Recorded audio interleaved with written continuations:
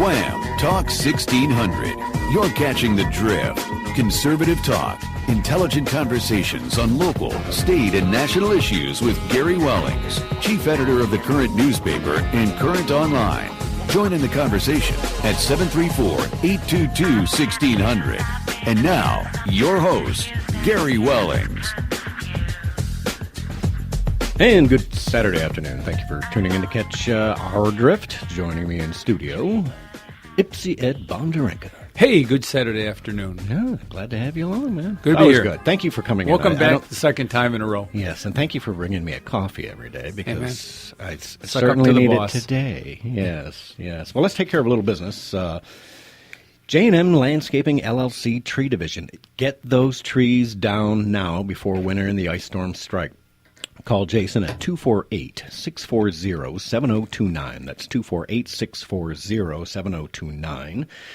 Jason and his crew took a giant tree in my backyard down, and they did a wonderful job. So there's a 20% off first-time customer coupon in the Current, COURANTonline.com. If you don't get it hard copy, you can just download it online and print it off, or just call Jason and tell him, hey, I want that 20% first-time customer discount. And I want the tree down, too. 248-640-7029. And what we do on the Drift every Saturday is go over the news I put on thedailydrift.com. And if you're not going there, you should. www.thedailydrift.com. It's the news you need to know. Thank you. Absolutely. So I put a lot of effort into that, and I want you to get out there and use it. And if you miss the show live, you can catch it on podcasts at talkamericaradio.com Saturday and Sunday evenings, and you can also catch it at the Daily Drift where it's archived. So, all right, well, I'm going to start with, we have former Michigan Supreme Court Justice Bob Young, who is running for the state of Michigan's U.S. Senate seat on the line, and we're going to bring Bob on right now. Bob, welcome to the show. Well, good afternoon. How are you? Absolutely fabulous, and I want to thank you for coming back on because let's let everybody know, as of right now, you are the most qualified legislatively qualified candidate in the race, bar none, on either side of the agenda in the aisle here. So, well, thank you. I appreciate that. We appreciate it. Persuade folks of that. Yeah, well, it's not often we get actually qualified people running for office, Bob. So it's great to have you running it. And let's give me a quick rehash so let people know, because I think a lot of people vote for you, but they're not probably putting two and two together that you were our Supreme Court Justice at one time. 18 years. I just retired from the Supreme Court after 18 years, the last 6 as its Chief Justice. And to be honest with you, I never envisioned being running for another office. I've been nonpartisan all these years, but black, conservative, Republican, those are the 3 words you almost never hear together. Right. You're black? Pardon me? You're black? I could hardly tell over the radio. No. Anyway. That does help you, Bob. I'm sorry? That does help you because, in Wayne County, which is a very populous county, probably our most populous county, right? We have a large African-American population, and growing up in Detroit, you're going to identify with a big chunk of that population down there, right? And vice versa. I've always gotten a good chunk of votes. I've run for Supreme Court in a statewide election 3 times, so I'm the only person currently in the race to unseat Debbie Stabenow or thinking about it who's actually ever gotten a vote. Right. So, but here's the point. Although this wasn't something I initially thought of. More I thought about what's been happening in Washington, the angrier and more pissed off I got. And then I looked at Debbie Stabenow, who is a brilliant, I will give her this, she is a brilliant politician. She's nothing more than that. And what we need in Washington right now, more than ever, are principled conservatives who are prepared to do the right thing rather than run for their next election. We saw a couple of weeks ago this meltdown in the Senate where we couldn't even get 50 votes to keep the conversation going on repealing Obamacare. I'm not going to Washington. I'm 66. I'm not going to, and I've had a really brilliant career and as a jurist.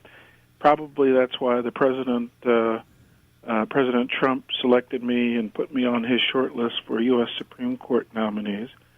But I'm not going to Washington for another career there. I'm going to disrupt the chaos and the stupidity and the idiocy that we see happening there. Yeah, and something has got to change, and we need people not only of principle but courage. Yes. And so let me ask you this, Bob, because here's the one that's simply driving me insane, and you probably know as much about this as anybody. Why won't Mitch McConnell go back to 51 votes? We had it for, 100 years we used that? We didn't start using 60 votes as the threshold until, the 60s. The 60s. Well, the way it got loose. It goes back to 17. It was something that Wilson urged the Senate to do because they had such difficulty in moving this. But that's long history. The problem is, it isn't 60 votes. We didn't get 50 votes last week. Yep. And that's the problem we got. As angry as I am at the Republicans, we have to remember it was Debbie Stabenow and friends, Warner and others who gave us Obamacare in the first place. Yep. And I want people to understand how bad Obamacare is. They knew it was. They lied to us. They had to lie to us to get it through, and they knew it was going to crater. Well, this is Michigan data now. In 2015, the latest data we've got, 210,000 Michiganders paid the penalty. That means instead of buying Obamacare, they paid the penalty, and that's because 100,000 of those people made less than $25,000, and 181,000 earned less than $50,000. So they got fined because they couldn't afford to pay for this stuff. Yeah, and that sounds criminal to me. That our government would fine you for not buying a product. I was at work the other night. I told Chief Justice Roberts. Turtled on us. I never thought the federal government had the authority, the constitutional authority, to make us buy a product either. Yeah, that's what happens when you are a rule of law jurist, as I was. I am so deeply offended by the federal government's attempt. Well, it's not an attempt. They actually stole a sixth of our economy, wrapped it up in this one-size-fits-all cratering program. This isn't health care. This is how you pay for health care. Right. Since when does the federal government get involved in insurance programs? Right. Bob, is a judge or a justice, is he supposed to lead from the bench like Roberts did? I was in a trial once where the judge did that, trying to help the prosecuting attorney, a special case, but he admitted later in chambers that, wow, he jeopardized the whole case. There might have been a retrial based on that, and that's what Justice Roberts did. He led direction from the bench. Here's the problem with the federal government. Here's the problem with so many things, including our judiciary. We have people who are not prepared to follow the law, and that was been the 18-year message I led with from Michigan. The judges are supposed to follow the law just like everybody else. They're not supposed to make it up. And the left figured out a lot sooner than the rest of us that it's so much easier to get your legislative or policy objectives installed if you do it in the judiciary. I mean, in Michigan, we have 148 legislators and the governor, and you got to persuade a half in each of those houses and the governor to get anything done. In the judiciary, all you have to do is convince one trial judge, 2 Court of Appeals judges, and 4 justices, and then you're home. Yeah. That's a perversion of our rule of law, and that's what we've been fighting for 18 years. We need to bring the idea of principled constitutional government back to the federal government. We need to disassemble the entitlement state, and to do that, you really need people who have courage. When I get to to Washington. I'm going to be a disruptor, and I'm going to lay down the law. And that's I've done that for my entire career. Yeah. So you'll be our senator standing up down at the well and calling out both sides if they're not following the Constitution, right? That's what I've done my entire career, and I'm not going to stop now. And that's all I'm asking for, Bob, because I think, when we say the most qualified, there is no ifs, ands, or buts about this. And in this race right now, I think you have one other person on the Republican side who's not qualified by any stretch of the imagination. And you're certainly way more qualified than Debbie Stabenow ever would be. And so I want to see you get out, and I'm glad that you're angry because we need to. Yeah, I want to see you fired up and down. And I guess I was thinking last night. I was odd. I was thinking about the judge last night, right? So I'm thinking the two main places I'm hoping that you're going to be at is probably Wayne County and Washtenaw County, because I think you're already going to win most of the state, I right? was just in Washington.